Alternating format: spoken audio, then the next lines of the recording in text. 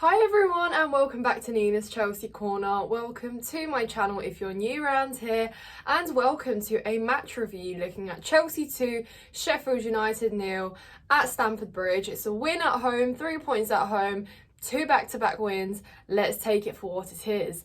Now guys, before this game we literally said this is a must-win game. Like, we can't afford to drop any points, and if we want to look remotely serious moving forward, we have to go on an unbeaten run. And I know that genuinely sounds very difficult right now, but I want to keep our standards a little bit higher than what people are making it out, you know, in terms of, I get we're 12, I get it's not gone our way, but we have no choice but to support the team and to look forward and at least try to get something out the next few games. And they are winnable games. That's the biggest thing I want to stress here. So I don't want us going in anymore with the mindset, can we win this game? Like, we must be winning this game.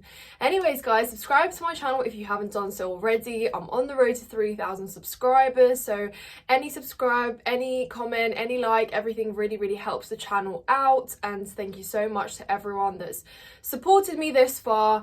If you like this video, just thumbs up, and as always, let me know your thoughts as I go through mine. So I was there at Stamford Bridge, and let's just say that the two halves of football we saw were very different, worlds apart even. I mean, I genuinely didn't recognise what on earth we were doing in that first half. I dare say that was the worst first half we've had this season, 100%. Guys, I've never felt so deflated, disappointed and angry at half time as I did yesterday, because what I saw was not even football, let alone anything good. We weren't stringing passes, we were static. We were just waiting for someone to pass the ball and then pass it back or sideways. There was no intention with anything we were doing. It was flat, it was dead. And I genuinely thought, you know, yes, okay, it's difficult enough to break down Sheffield's low block, but if you're not even going to try and come up with anything even the tiniest bit creative, we're going to struggle. It was one of those halves where you just can't imagine where a goal is coming from. And it was so boring as well. So very flat. Stamford Bridge was quiet. It was so quiet. You wouldn't tell that there was nearly 40,000 people there. And you know what? There wasn't. And there was a lot of tourists as well. I guess that didn't really help create an atmosphere. But nevertheless, things really changed in the second half. And I'm glad they did. I'm glad that whatever talks were held, whatever tactical changes were made, obviously that's on Poch, so fair enough, because the in-game management was a lot better against Sheffield United, and obviously we came out with a different sort of plan for the second half. Things really lightened up. We started creating more. There seems to be a little bit more intention moving forward with the ball as well. Obviously Sterling trying to cross balls in. Cole Palmer looked a lot more alive. I thought Caicedo was brilliant with his interceptions, collecting the ball, making forward passes. I think he was a big standout player for me in that second half. So I'd equally place him up there with Cole Palmer as man of the match, to be honest with you guys. And it's good to see that Caicedo is improving. You know, it hasn't always been roses for him since he joined Chelsea, but you know, he didn't have a pre-season with us. He obviously had very high expectations, didn't have a first good game when he made his debut against West Ham, but things are starting to look a little bit better. Obviously Enzo wasn't beside him because he was dropped yesterday, but you know guys, I said the only good thing I can think about Enzo being dropped is that Sterling, Palmer, Jackson and Mudryk get to be on the pitch at the same time, because we know that Gallagher is a fan, well, not a fan favourite, but a Poch favourite. He's not dropping him. He's a big part of our game this season and our playing style. So I always said that I don't imagine a world in which we can have those two wingers, you know, Sterling and Mudryk on the pitch at the same time, with Palmer in the 10 and Jackson at the top of our attack, leading the front line. And look, like I said, it wasn't all rosy, but a lot more was happening in the second half. And I saw more movement, because one thing you can't do is always be behind the ball. Like, you have to be making runs in behind. You have to give, you know, your wingers an option as well to be able to provide you. But we saw when that was happening, Jackson struggled to stay onside.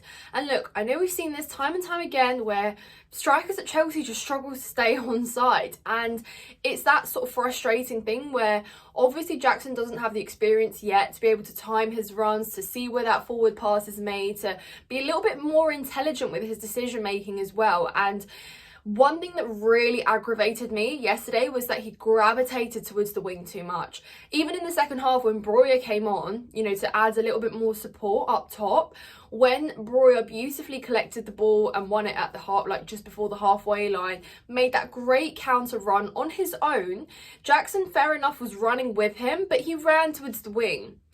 And it's like, why do we keep like trying to go on the outskirts? Like, we need to be cutting in. Jackson needs to be going into that penalty area, waiting to receive the ball. Potentially could have been 3-0 there. Maybe could have been even 4 if Breuer finished that chance as well. That was literally open goal, but he skied it high above the bar. So, look, a lot of work to do. Jackson, fair enough, he got his goal, but it was an open goal. I'm going to give that to Cole Palmer. Worked his way, you know, he followed the ball up very well, made that square pass, and yeah, Jackson finished it off. Obviously, Cole Palmer, again, crashing in to receive Sterling's pass, beautifully putting it away. That's just what we need. And you see, when you have some more movement in the box, when you've got bodies in the box, you are able to finish a chance. So absolutely great. Again, this is what I keep saying. We are so lucky to have that player that can make a difference in a game where it looks so dead and so flat, where it looks like you don't know where a goal is coming from. You've got that one player to be the difference, and you can see it with Cole Palmer. That's now a tally of what? How many G&As this season? I mean, it's really, really, yeah, good, and it's consistent. It's consistent over a series of games, which is most important. And, you know, we saw that his performance wasn't the greatest in the first half. He struggled, as did everyone, but in the second half, so much more, and it really was the difference between drawing and winning the game. So absolutely great, Cole Palmer, take a bow. You continue to be so integral to Chelsea, and moving forward, yeah, you can only just call it a bargain, really. 40 million, considering how much money we've spent on players that we're still waiting to develop, to unlock their full potential. It's great to just have that ready-made player there for you, someone that's got experience, got creativity, confident on the ball, wants it as opposed to wanting to release it, as we saw with some players there in the first half. So yeah, overall, really, really much better.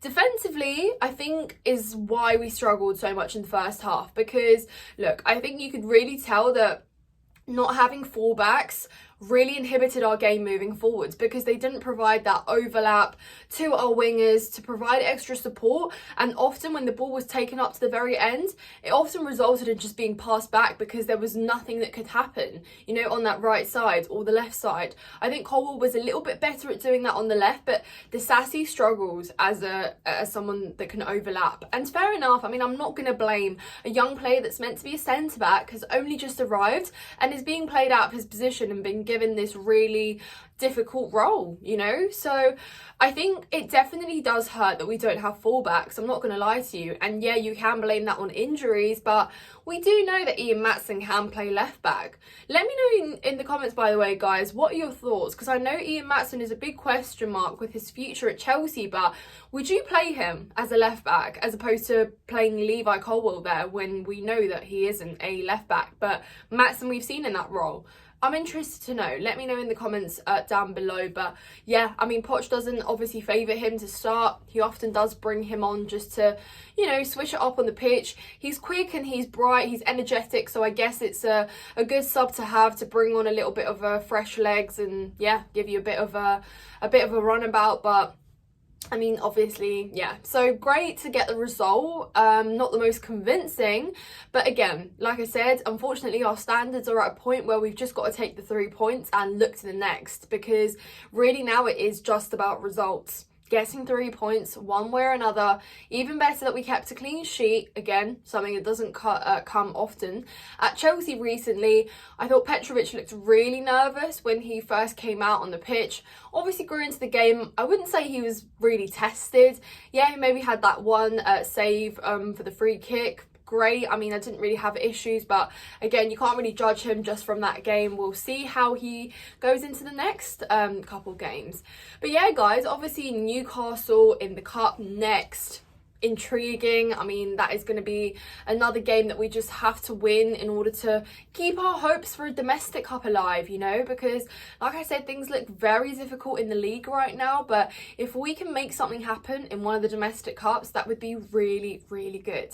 Let me know your thoughts as always, guys, in the comments down below. Like this video, subscribe to my channel, and I will see you in the next one.